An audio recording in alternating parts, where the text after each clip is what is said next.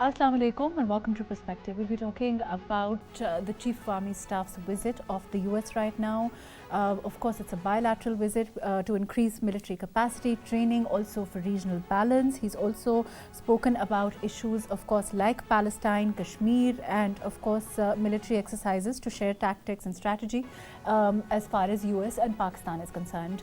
We'll be talking about the ramifications of this very important visit, his meetings with Antony Blinken. We've also seen his Secretary of Defense, retired General Lloyd J. Austin, Deputy Secretary of State, among other important, of course, Antonio Guterres. All of these meetings are extremely important. We'll be talking about that with regard to our, of course, regional peace in the region, with regard to Afghanistan, with regard to our regional neighbors overall, the importance of this visit for Pakistan and its ramifications on our relationship with the US and other regional countries at this time. I have with me today AVM retired Ijaz Malik. Thank you so much for being with us today. We also have with us Aizaz Chaudhry, who's a former Foreign Secretary of Pakistan. Thank you for being with us, and we'll have other guests a little later on. Aizaz sir, we're talking about the Chief of Army Staff's visit of the US and the importance of his meetings with various key personnel in the US, of course, Antony Blinken being one of them, and of course, other key important personnel in the US overall with regard to our regional cooperation between the US and Pakistan, our relationship, our history with the US also, and with regard particularly to the regional situation with other countries in Pakistan at this time. How do you overall look at this visit? Well, I think Pakistan has had sustained periods of engagement with the US, which remains a preeminent power, and therefore there is every reason for Pakistan to have a good relationship with the United States. Now, the United States is not just a government-to-government relationship. There is a strong basis of people-to-people relationship. Now, that has happened several times in the past, that government-to-government relationship has oscillated, but people-to-people relationship has always stayed on. So that is a reason why I believe the military leadership of Pakistan as well as political leadership of Pakistan needs to stay engaged with the government of the United States, because they can build on enormous goodwill that exists at the people-to-people level. For instance, in the field of education, American universities remain a preferred destination for Pakistani students. Likewise, in the field of health, Pakistani physicians, and then there are also IT professionals who are linked up to Silicon Valley. You also have agriculture, which was the primary area of cooperation in the early years of Pakistan's life. So, with regard to the cooperation that you're talking about with the recent intel, where we've seen the use of weapons that were left by the US and in terrorism from Afghanistan particularly, are we going to be looking at a rise in that cooperation considering the circumstances? Yes, counterterrorism will remain a primary area of discussion. But the reason I argued, and even today, if you see, I have an article on which I had written precisely this argument, that counterterrorism and security agenda must be discussed.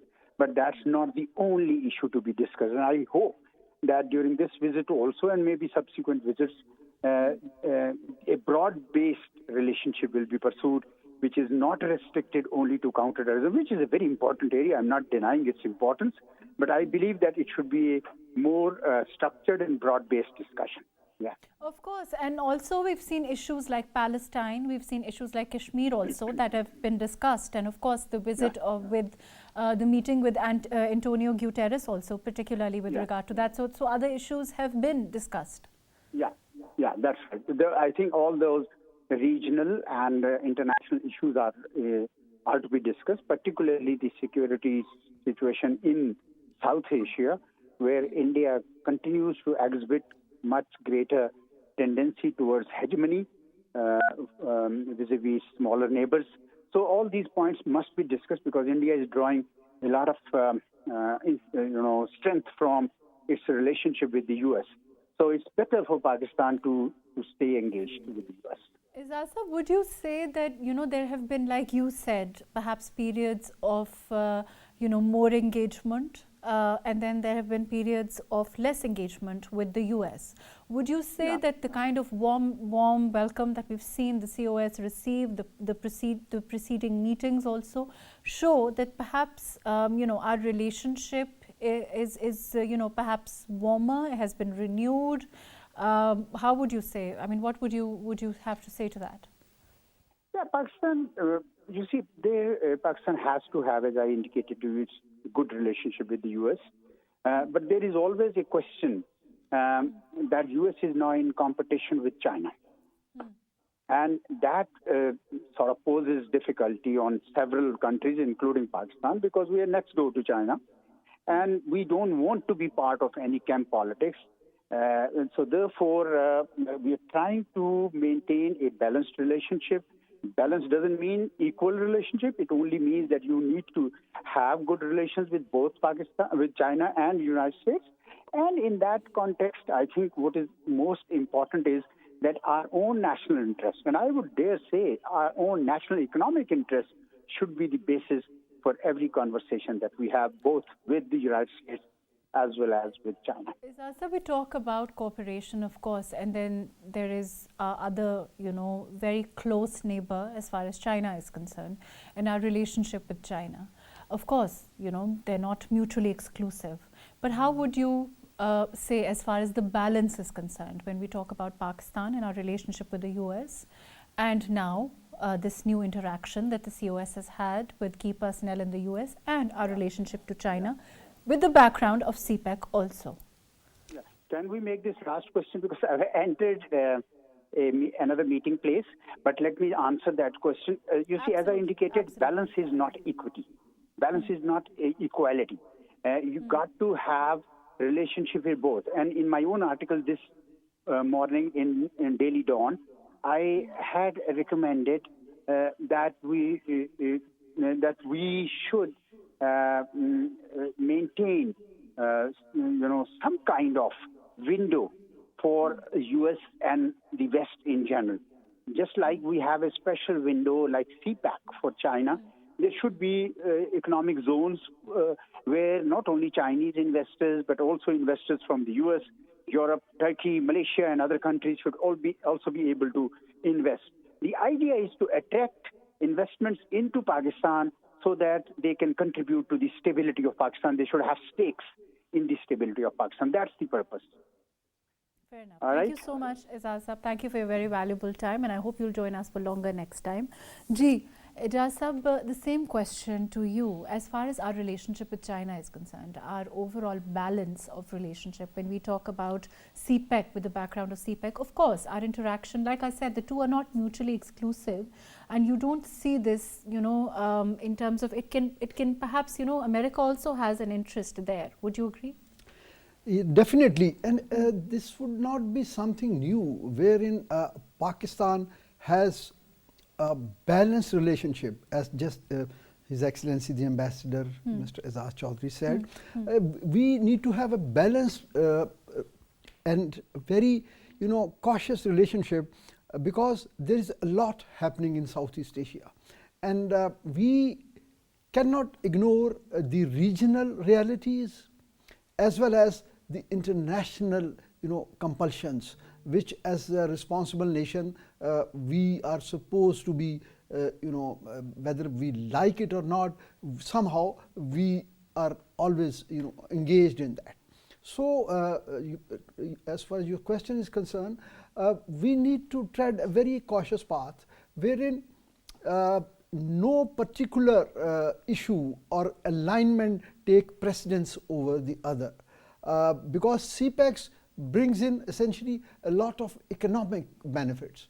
And there is after we adopted our last national security policy, we have declared that our focus has shifted from geopolitics to geoeconomics. Fair So that is where the role and significance of CPEC comes, but not at the cost of our relationship with any other country. With any and other of course, country. US and Pakistan relationship is traditionally and of course extremely important for us. With And, regard to other regional partners that exactly. we have also. And the most significant part of this visit of the COAS is that at bilateral level, they have exchanged the perspectives on various issues, the regional issues. That is very important to have. Ijaz Sahab, I want to go to Gohar Mahsud, who is an Afghan affairs expert also, but I want to come and talk to you about this. I think, you know, when we talk about a dip, like I said, you know, our relationship with the US has not always, I mean, it's not a very, very clear, smooth line, one can say. And in this instance, it seems to be, you know, the reception is definitely warmer, the meetings overall, they seem to indicate that our relationship perhaps is a renewed I would like to dwell upon that in detail. Fair enough. Let me come back to you on that, and let me go to Gohar Sahab. Gohar Sahab, this intel with regard to the weaponry that has been found, and you know, and it being used for terrorism in Pakistan at this time. How is, you know, how are we looking at this overall, and our relationship, you know, is this going to increase the cooperation with the US on these issues? Because of course, counter-terrorism is a huge part of the COS visit also. Isn't that true? Exactly, Mahrukh. I would say like this is, you know, like in these days in the tribal areas, what we have heard that the TTP has like a very modern ammunition, and this is exactly reality because the modern weapons, it's all over in the tribal areas these days. Even in Khyber Pakhtunkhwa, in different parts, it's kind of a business. But these days, these illegal weapons stuff and things. Well, how Chief of Army Staff have raised this issue in front of the US government and authorities, and I believe this must be resolved. Even I would say, I mean, we have already spent our time. We are already late on this issue. The Pakistani authorities needed to you know, work on that like months ago. Even I would say when the NATO forces were leaving from Afghanistan, they had left a huge ammunition in Afghanistan. And what I have heard is from my sources that was a part of the Doha deal, that they will left the ammunition, and the ammunition will be distributed among different this kind of factors and different kind of groups. So you see renewed cooperation, perhaps more, you know, more engagement between the US and Pakistan on this issue particularly? I'm sorry. So you see renewed engagement and perhaps more cooperation on this issue with the US, between Pakistan and US? Exactly. I mean, the both countries needed this kind of the weaponry cooperation. and you know the equipment used is clearly, you know, US from the US. Mahrukh, I mean, everyone, the experts who work on Pakistan-Afghanistan relation and things, they know that this was like left in Afghanistan, and America accepted this already. But the thing is, why we are... But Gohar Mahsud Sahab, are these not ex-US military weapons? No, look, we can make a lot of assumptions for such things, and the reality is when NATO was leaving Afghanistan, they had left a huge ammunition and weapons in Afghanistan, and the same we are facing and seeing now, and exactly like the guns, the weapons that we see sometimes. I have seen like 2 years ago in the tribal areas, very commonly in the shops with the people, even they were selling and they were doing the business with this. So now, if we say this is something very new, I would say no, this is the part of the previous years. But yes, exactly, currently Fair now enough. I will come back to you on this point. I'm going to go to Dr. Shabana Fayyaz. Ji, Dr. Shabana, can you hear me? Yes, please.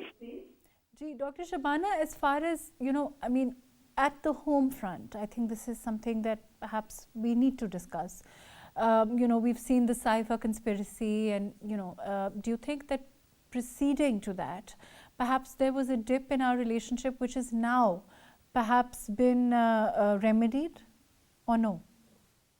Well, I do think if you look back about, before the 9th May incidents in Pakistan and the instability that was generated there, there was at the political level, the relations were at the very low ebb.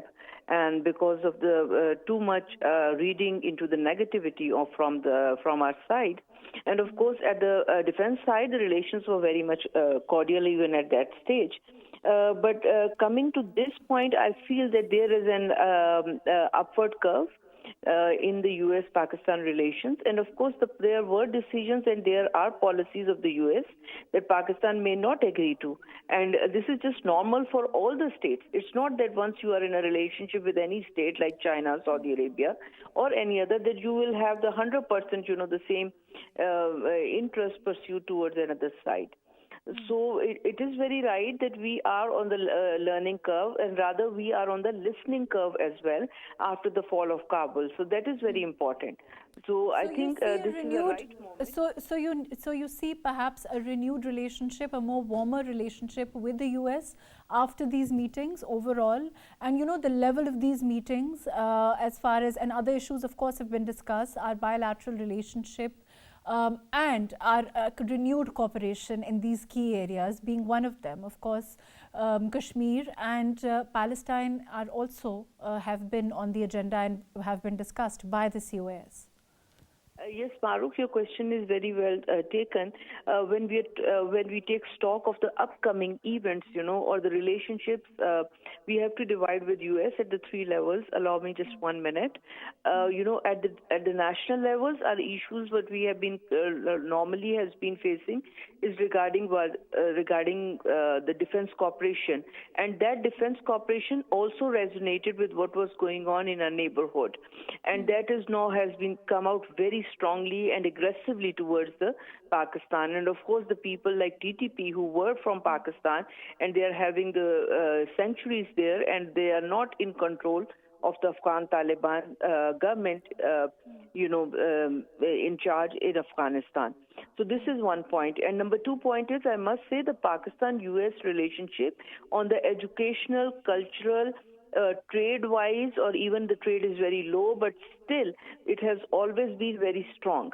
And people-to-people contact, it has always been strong, and the U.S. has contributed a lot to the uplift of female entrepreneurship, female education, and also the youth, upward.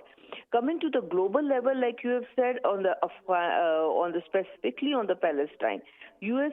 has to be registered, and I think the Army Chief's visit and the whole delegation, as I'm reading their text, the details that are coming out in media, they are in meetings, and others with the diaspora have well expressed the sentiments of Pakistani nation as a Muslim and as a human front, that the atrocities and the grave human rights fertilities that are happening on that front to be looked after. And the important point is that the U.S. needs to be, you can say, aware of what is going on and what are the sentiments of the Muslim world on that.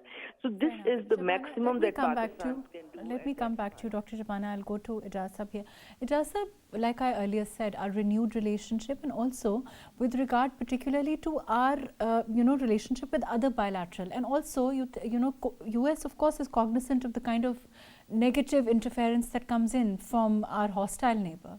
So, those are things that perhaps, have also been laid out for the US? Just a brief comment first about the nature of the relationship. As Dr. Sabah had highlighted, in the three dimensions, the people-to-people, political, as well as the mill-to-mill, they have been sinusoidal. We know that. And because of the compulsions or the priorities of American policies, Pakistan per se never had any role in determining that whether what would be the level of engagement. The level of engagement, the intensity in that relationship and the warmth in that relationship always originated from Washington as per their international compulsions or aspirations. So that is the bottom line. But having said that, military to military relationship, ever since our joining the Baghdad Pact, CETO, SANTO, our subsequently in late 70s and then post 9/11, mil to mil relationship have been excellent, and they have always been cooperative. There have always been various kind of collaboration in terms of training, in terms of equipment, and in terms of sharing certain technologies even. So that is where we stand vis-a-vis the military relationship, and I think President Chief's visit is very significant to revive and reassure relationship. I think those two words are extremely important, revive and reassure. Exactly. And you think that this relationship needed that kind of revival and reassurance? Yes, because post history withdrawal from Afghanistan, even Americans were unsure about how are they going to deal this region particularly, because their overarching phenomena which they were to deal was the containment of China, and then maintaining a balance that how much leverage they have to give to our eastern neighbor to counter China without disturbing to a greater level the overall political order in the Southeast Asia. So coming to your question, we need to very candidly share this at every forum and with the countries, and particularly the sole superpower, that what are our concern, because this region has its own peculiarities. Two nuclear armed states having a very old flashpoint conflict of Kashmir. And of course, for that reason also, like you said, this region has its own peculiarities, and for that reason alone, it becomes an extremely important region. We become an extremely important player for the US. Exactly. And because I don't agree with some reports in media or social media that somehow Pakistan has lost its relevance by sheer dint of our size, our capabilities, and of course geostrategic position itself gives us an edge in that level of engagement may vary, because engagement is at operational level. Would you say that it's now, after this visit, perhaps at an all-time high? I would not say all-time high, because this will yet to be determined post-visit, but I will definitely say if presumably there was any cold spell on that, so this would act as thaw in this particular dimension. Let me go to Yasir Janjua Sahab, who's a security analyst. Yasir Sahab, can you hear me? Yes, I can. Yasir Sahab, there is, do you think this is the recent intel, and we've seen, the weaponry overall that is irrefutable proof, and of course the terrorism that is spewing from Afghanistan. You think it's about the kind of intentions that we've seen as far as Taliban are concerned overall? How would you look at that? First and foremost, the kind of weaponry and the kind of intensity in the attacks, this is attributable to our eastern neighbor. Any groups, whether there are Tehrik-e-Taliban Pakistan, or there is a new group that is now being talked about, or IS for that matter, they do not have the financial resources to manage such operations. So they are obviously being fed by and supported by our eastern neighbors. India, I will not shy away from taking their name, and there's no doubt about it. It is easy for Indians to operate through the Afghan soil because it's It's a lawless country. The Taliban are not in full control, and that's why we see intensity of these attacks, especially before the Indian elections in the next first part of next year. They always use this Pakistan bashing, or this is one of the election slogans for Modi, especially for the BJP. So I think I have no doubt that this intensity is attributable No, to it. but Yasir Sahab, are you saying that India is operating freely in Afghanistan? Because this is, of course, US military weaponry. See, when you talk about operating freely in Pakistan, Afghanistan, how does that definition to be defined freely? Free operation does not mean that they operate overtly. They obviously are operating covertly. All intelligence organizations across the world, when they use another territory outside their country, they use covert operations. They can't operate overtly. However, in a country which is governed by law, for example, when Indians have recently done something in Canada, they've killed a Sikh separatist, or they tried to kill a Sikh separatist in America, there was a backlash because there's law in those countries and the law enforcement agencies are strong. So that's why the Indians have not been able to be successful in, in Canada they were, but now they are facing a backlash. Unfortunately, in Afghanistan, because but isn't our narrative, Janjua Sahab, I'm going to interject, but isn't our narrative that the Taliban government is perhaps being soft on, the use of their soil for this perpetuating this terrorism? Well, the fact is, on the paper, the Taliban say we will not let our soil be used for anything, any terrorism operations across the border. This is what they've been saying, and this is what they have been assuring us, because we had some working relationship. But you must have seen that after the Taliban government came into power, before that the Indians did not have any relationship with them. But now the Indians have been trying to mend fences with them, because they understand that to destabilize Pakistan from the Pakistani western border, the only way to do it is to operate through Afghanistan. They can't come from India and operate in Balochistan or in parts of KP from the eastern side, so they have to use the Afghan soil. Now the fact is, because as I said, it's a lawless land or semi-lawless land. But this can't be, Yasir Sahab, but this can't be any kind of tacit acceptance, approval, allowance. Obviously, it's not a tacit approval by the Taliban, but because they are not in full control of their country. So Indians can buy, money can buy anything nowadays. And in those lawless regions, the tribal warlords or the tribal people, they can be bought to give sanctuaries to the operatives. It's not Indians who are coming in. They are using local population. Yeah, there are people who believe that, if the Taliban leader were to give a fatwa, against this, it would cease, any kind of terrorism from there would cease. I'm saying there's a segment that believes that. How would you answer that? You think that the Taliban leader would give fatwa? I would strongly feel that they would not go to that point. Even if, let's for a moment assume that a fatwa has come from the Taliban leadership.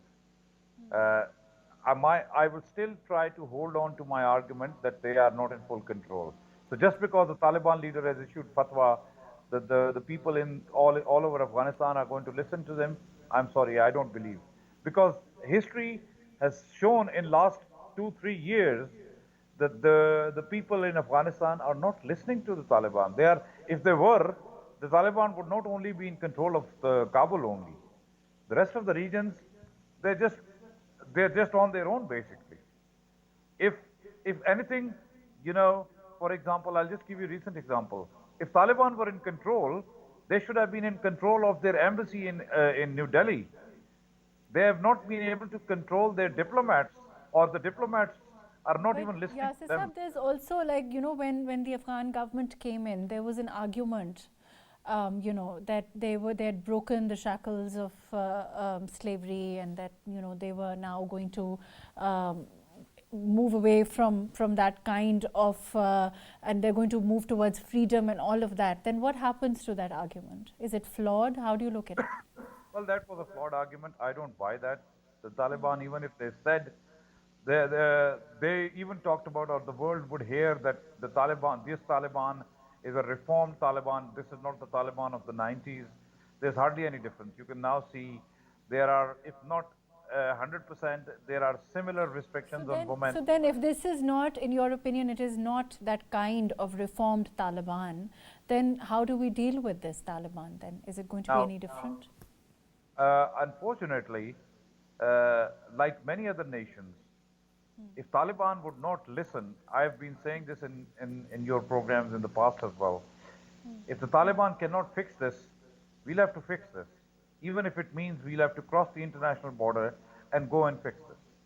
Because the Taliban are causing, or the people operating from inside Afghanistan are causing an irreparable damage to our sovereignty or to our people, to our security.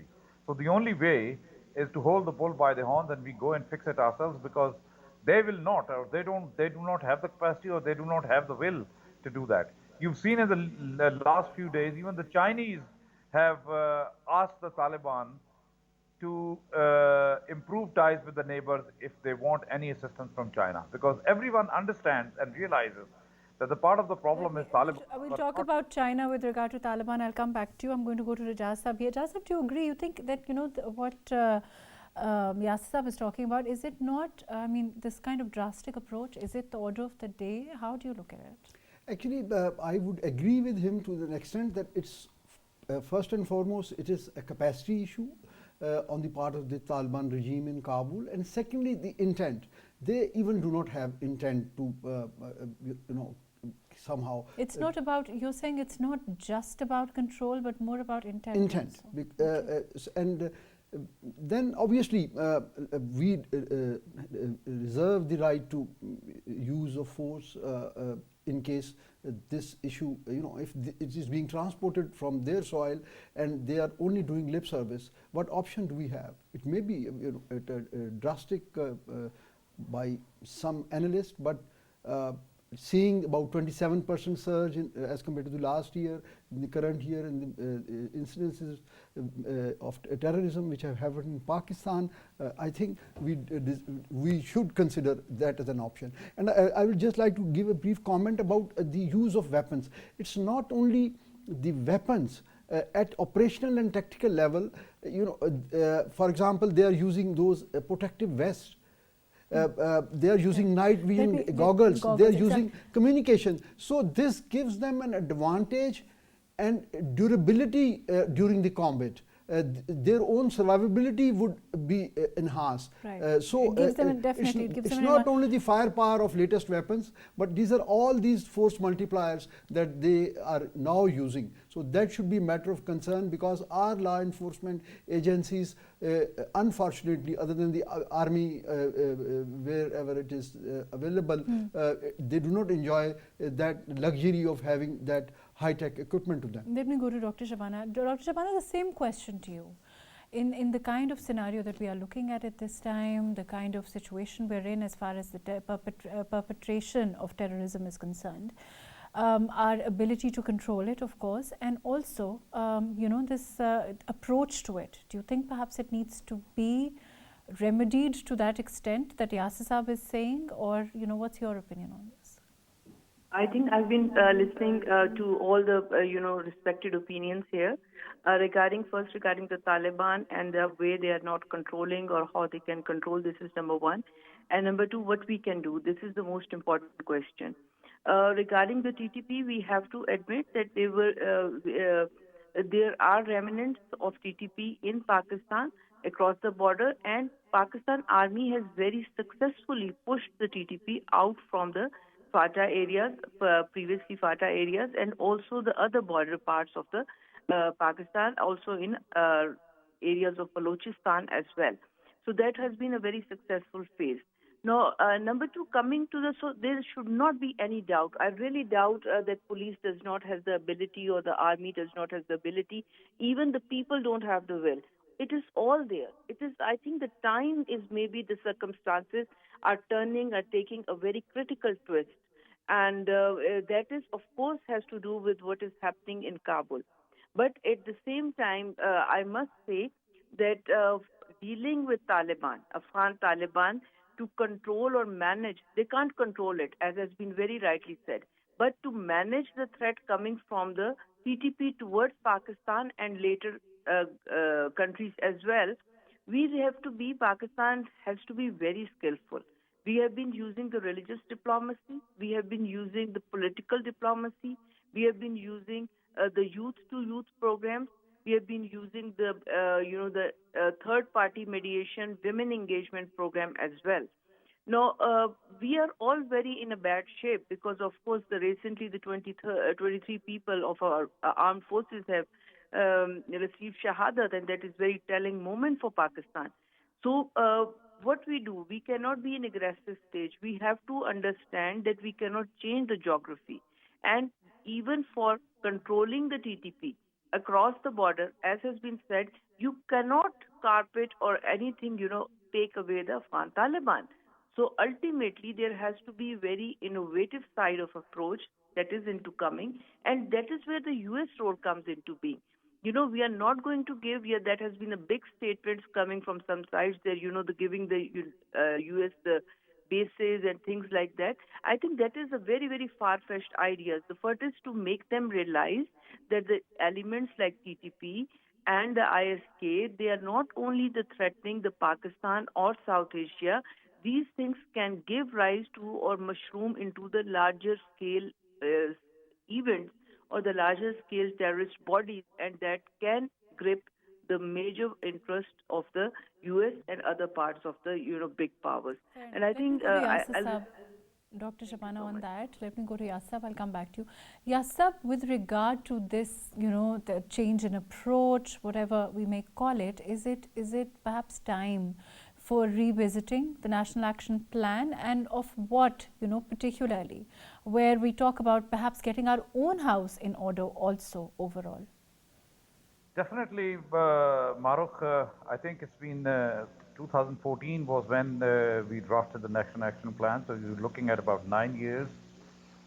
With time, strategies changed, tactics changed. So I think it's time for us to go back to the drawing board, see where we are going wrong or where we have not been able to achieve our objectives using that strategy or policy that we had enacted in 2014. There is a need for us to revisit the National Action Plan, and there is a serious need for us to be aligned with the realities of on the ground today. On What's that the note, I have to starting give point? Where do we start, in your opinion? I think the starting point is, as I continue to press upon this, that rather than being reactive, we have to go into a proactive mode. Rather than waiting for them to come and kill them, we have to go into their hideouts. And that's where we have to reach them out. If the Americans can come and take Osama bin Laden in Pakistan and a couple of other instances, so there is nothing stopping us if we are being threatened and we have actionable intelligence available, then we should go out against them, whether it is through airstrikes or even through special operations. However, but that's problematic with international law principles, is it not? I don't think so. I don't think so. When other international countries, when they can do that, and we have to protect our sovereignty. There is tangible evidence of cross-border involvement in operations against Pakistan. Of course, and we're not comparing ourselves with the US in that regard. See, when it was the US, they would not listen to anybody. So why should we listen to anybody when it comes to our sovereignty and our security? It is our business, it's our baby. We should, and I just want to make one point here. Neither this has been in the news or being talked about last few weeks that Pakistan is probably considering, or there's a talk about Pakistan giving a drone bases to Americans for drone operations. Pakistan is first and foremost not even considering, in my opinion. This is my analysis. Even if Pakistan were to consider, I don't think the Americans are interested to come back into the region for operations against Afghanistan. They've extricated, good or bad, they've extricated out of here, and they have no interest or limited interest. Afghan Taliban or Afghanistan pose little or no threat to them, so they're not going to come here to help us out, to be honest. They have no interest Fair here. enough. Unfortunately, that's all the time that we have. Thank you so much for being with us. Yasir Janjua Saab, thank you for joining us today. AVM retired Ijaz Malik Saab, thank you for being with us today. Aizaz Chaudhry Saab, thank you for joining us. Dr. Shabana Fayyaz, thank you for being with us today. Overall, of course, we saw the visit. Of course, it's been extremely the relationship between the US and Pakistan. There's been high-level engagement, talk about core issues of interest between both Pakistan and the US. Perhaps an extremely integral, important trip for the bilateral relationship of the US and Pakistan, and also with regard to our other regional relationships with other countries also. And as far as renewal is concerned, perhaps revival is concerned, perhaps reassurance is concerned with regard to Pakistan and US relationship. That said, of course, Pakistan will never compromise on its own security, its own sanctity, and ensure all cooperation needed to ensure that Pakistan's borders remain secure from any and all terrorism. Thank you so much for joining us today on Perspective.